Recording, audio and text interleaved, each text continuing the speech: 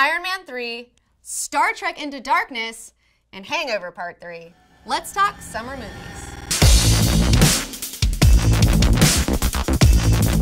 Hey Internet, it's Comic Book Girl 19, and for those of you who don't know me, I'm a huge fan of storytelling.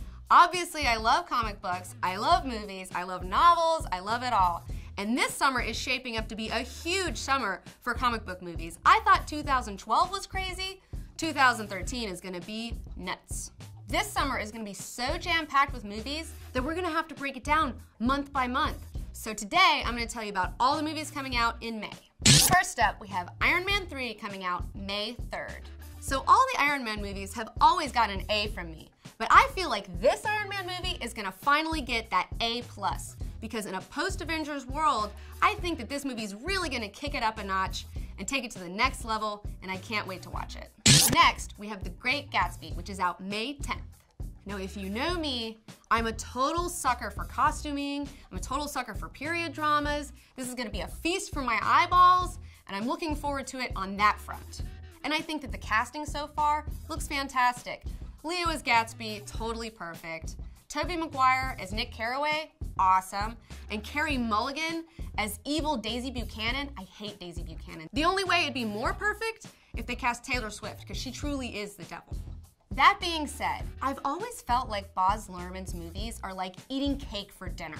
It's all eye candy, no substance. So this film is definitely gonna look awesome.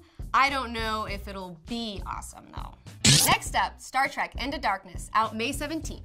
I'm gonna be really surprised if this movie doesn't kick ass. It's the movie that I'm looking forward to the most, hands down. I don't have one bad thing to say about the first one. J.J. Abrams really loves this franchise. He understands it. He understands what fans want to see, and he delivers. Any fan of the show will tell you that Star Trek obviously doesn't have a lot of time or a lot of budget, and it's always held it back visually, even though the stories and the characters have always been great. And I love that J.J. Abrams understands this and finally gives us the Star Trek that we deserve. And since J.J. Abrams has gone over to the dark side and is going to be directing the Disney Star Wars movies, I feel like this might be the last Star Trek movie that we see out of him, and that makes me really sad. So I'm really hoping that this one is going to be just so awesome that I'll never need another Star Trek movie again. Live long and prosper. After Star Trek, May looks like it's going to take a turn for the worse with a whole slew of movies that I'm really not that excited about. The beginning of May is going to be awesome. The end remains to be seen. The weekend of May 24th, we have The Hangover Part 3 coming out. Now, I liked the first one, really regretted seeing the second one, and the third one, I'm really not sure how it's going to shape up on this one. I really don't know. At least they're not doing the same formula they were doing with the whole bachelor party, someone's getting married. This time it's a funeral and a road trip, so that could breathe some life into the franchise. All I know is that I hope there's a lot less unnecessary violence towards characters and animals in this one. After seeing the trailer and seeing a giraffe get its head cut off by an overpass, like, I don't even know what to say about that. It's not funny, it's terrible. You know what else isn't funny? Having unprotected anal sex with a ladyboy in Thailand, getting fingers cut off, a monkey being shot. That's not funny. Am I gonna go see The Hangover Part 3? Probably not. I'm gonna let you go and see it, and you can tell me if I was totally wrong.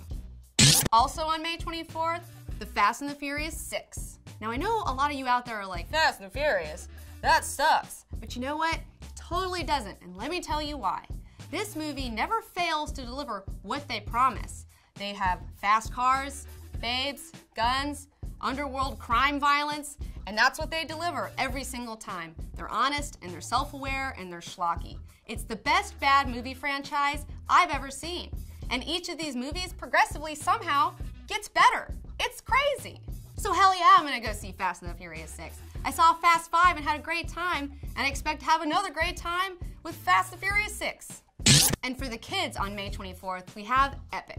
Am I gonna go see this one in the theaters? Probably not, because I don't have kids. It's a total kids movie, but if you have kids, you should probably take them to go see it, because I'm sure they'll like it.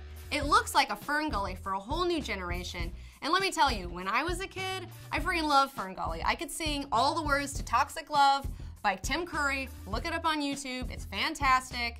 And at least they're not doing another Ice Age movie. I'm so glad that these people are at least doing something else. And rounding out May, on the 31st, we have Purge, the movie that barely exists on the internet. You can barely find anything out about it. In fact, there's not even a trailer out yet, and it's coming out in May. Oh my gosh. All I do know about this film is that in the future, the prisons are overcrowded and the government gives people like 12 hours where everything that's illegal becomes legal, and so people can just go nuts. And it's about this family and they're trying to like protect their home against home invasion. The premise sounds mildly interesting. It could be really clever, but it might be terrible. I wouldn't suggest going to see it until the reviews are out. So that's it for movies in May.